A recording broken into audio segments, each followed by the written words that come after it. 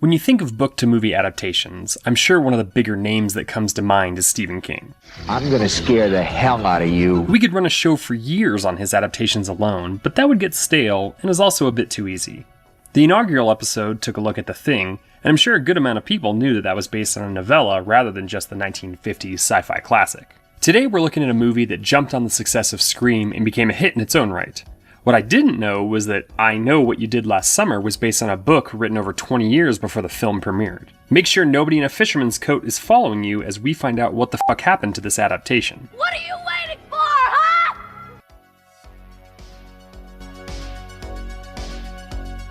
I Know What You Did Last Summer is a 1997 slasher film written by Scream scribe Kevin Williamson. He actually wrote the screenplay before Scream came out, but found no success with it. Of course, when Scream happened, reinvented the genre, and made a boatload of money, the film was optioned almost immediately by Columbia Pictures and came out a mere 10 months after Wes Craven's film. It was shot in 50 days total and had a who's who of 90s talent in front of the camera. Ryan Phillippe, Jennifer Love Hewitt, Freddie Prinze Jr., and Sarah Michelle Gellar were the core four, with a pre-Big Bang Theory Johnny Galecki, Bridget Wilson, and Anne Heche rounding out the supporting cast. Heche would only appear in 2 scenes, but a crowded 1997 would elevate her already rising star power. This film, Wag the Dog, Volcano, and Donnie Brasco would keep audiences seeing her all year long and led to more roles for years to come. Bridget Wilson had a hell of a run from the early 90s to the early 2000s with classics like Last Action Hero and Billy Madison. That Veronica Vaughn is one piece of ace. But also underrated gems like House on Haunted Hills remake and as Sonya Blade in the fun first Mortal Kombat film. Give it up, baby. I've studied all your moves. Yeah, study this! 1997 was the year that Gellar broke out with her start as Buffy the Vampire Slayer, as well as a turn in the other Williamson slasher of that year, Scream 2. While he has the least amount of screen time, the movie would also boost Freddie Prinze Jr. to have a strong career in front of the camera before moving to voiceover work, particularly in the Star Wars universe. Phillippe had already appeared in a couple movies and TV shows before his turn as Barry, but like his co-stars, this would give him shots in bigger movies like Cruel Intentions and Studio 54. Hewitt was the biggest name in the group, with a music career already under her belt, and big shows like Party of Five and Kids Incorporated. Her big screen output and run on TV would continue steadily into the mid-2000s. Behind the camera was director Jim Gillespie, and unlike Wes Craven for Scream, Gillespie came and went as a director, with only a handful of theatrical releases after today's film, including a forgotten Sylvester Stallone thriller called I See You from 2002. I see you. You see this. Let's be honest though, the real star of this film is writer Kevin Williamson, who became a ridiculous success after Scream came out. He would write Scream 2, The Faculty, Cursed, and Scream 4 for the big screen, while also creating Dawson's Creek, The Following, and the Scream TV series for the small screen. He adapted Vampire Diaries into the Juggernaut TV show, and his sole directorial effort was Teaching Mrs. Tingle, which he also wrote. In fact, Teaching Mrs. Tingle bears a lot of similarities to another Lois Duncan novel, Killing Mr. Griffin. I'm guessing Williamson was a fan. I Know What You Did Last Summer would make $125 million on its $17 million budget. While critics didn't much care for it and called it out for capitalizing off Scream's success, which is kind of funny when you remember that Williamson wrote both films and this film actually before Scream, it was a success nonetheless. I Know What You Did Last Summer was written by Lois Duncan and published in October of 1973. At less than 200 pages, it was written as a teen thriller, or what we call a YA novel now. How do you do, fellow kids? While I didn't know it was based on a book, viewers of a certain age were quite fond of it, and the movie adaptation made the novel a smash hit well after it was written. Duncan was an active writer for just under 70 years, and wrote nonfiction, full-on novels, poetry collections, had audiobooks, a few children's books, and even edited a couple anthologies. She would drop out of college and had her first book published in 1958 under the pen name Lois Carey. That novel, Love Song for Joyce, would be the beginning of a long-lasting career. While I Know What You Did Last Summer may be her most famous work, she stepped away from horror and thriller after her daughter was murdered in an unsolved mystery in 1989. She wrote a book called Who Killed My Daughter in 1992 and a sequel to that called One to the Wolves in 2013, but it would seem the killing in New Mexico was a sad random act of violence. In August of 2021, however, A suspect was apprehended on seemingly unrelated charges, but later confessed to the murder of Duncan's daughter as well as 2 other killings. Her family would receive justice and closure for the heinous crime, but sadly, Lois herself would pass away in 2016 and not live to see it herself. Other adaptations of her work would be the made-for-TV thriller Summer of Fear, which is actually an early Wes Craven film starring Linda Blair, as well as a handful released just after today's subject in the late 1990s. These include the Dennis Hopper-led Held for Ransom and I've Been Waiting for You with Sarah Chalke and Ben Foster. She was also the author of kids' book Hotel for Dogs, which would get the adaptation treatment from Paramount starring Emma Roberts in 2009. Duncan would take the interesting road and revisit some of her novels to update them with the times. I Know What You Did Last Summer would have cell phones and updated clothing added, as well as having the Vietnam War changed to the war in Iraq. While Duncan was happy and thankful that the movie reignited interest in her novel and made it a bestseller, she absolutely hated the film version and spoke out against it for the remainder of her life. She was not expecting a slasher film, but that's what was popular at the time. She would also lament that once a property is optioned, it's completely out of the writer's hands. Both film and novel revolve around a group of 4 friends who were involved in a terrible accident involving a car hitting a person, and both have those 4 friends trying to avoid blame and consequences for their actions. The characters have the same names in both mediums, as Ray, Helen, Barry, and Julie are the 4 people involved in the initial accident.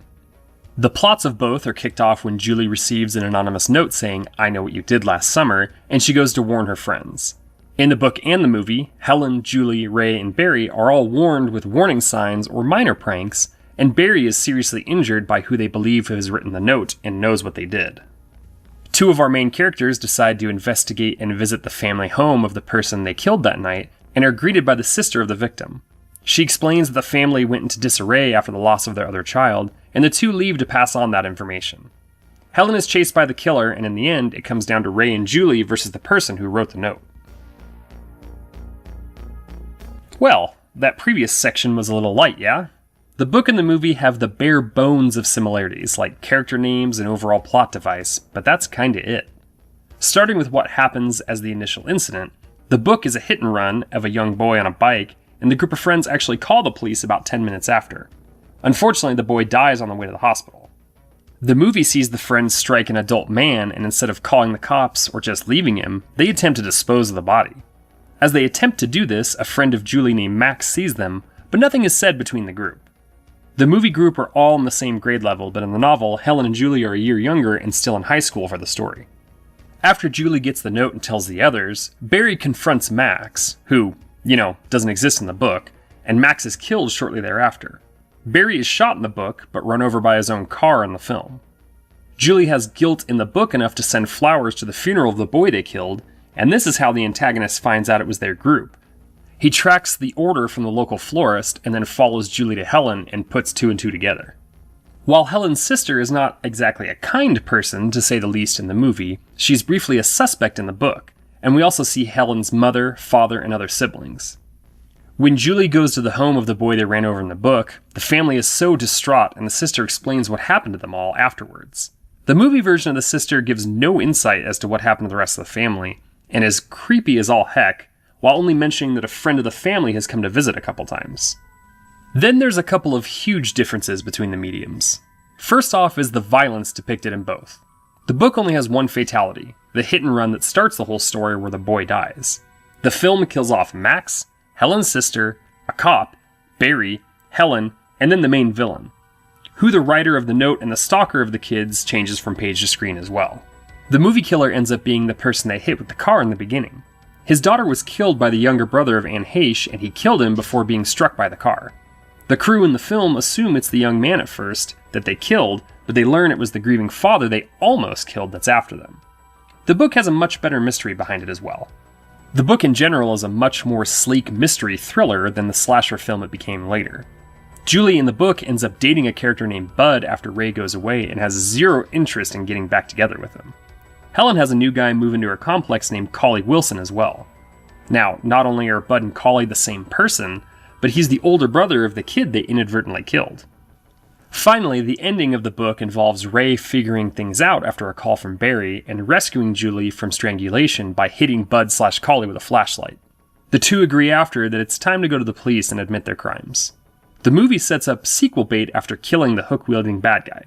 Julie goes back to college and finds another note, only to have someone crash out of the shower and attack her as we fade to a black screen.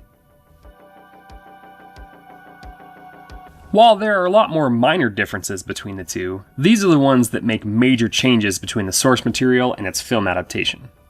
The book is a well-written thriller that has been updated by the author and gets a re-release every time a new major adaptation comes out. It has a great mystery behind it and wasn't just a cash-in on other projects at the time. The film did well, but doesn't stand up next to Scream or even some of the other slashers that came out in the late 90s and early 2000s. It got a direct sequel called I Still Know What You Did Last Summer the next year. That one has a surprisingly fun supporting cast that includes John Hawkes, Jack Black, and Jeffrey Combs, while also adding Brandy and Mekhi Phifer to the returning Jennifer Love Hewitt and Freddie Prinze Jr.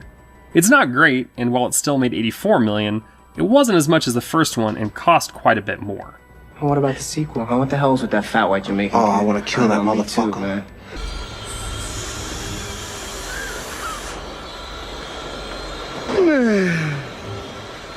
There was a third film called I'll Always Know What You Did Last Summer in 2006 that went straight to video. The less said about that one, the better. Amazon also picked up a show adaptation that just lasted one season in 2021. While the adaptations have more legs than the original novel, and thus the bigger legacy, the novel is a superior work and I highly recommend you give it a go. It's a quick read, and if you like it, Duncan has a ton of other books to look into.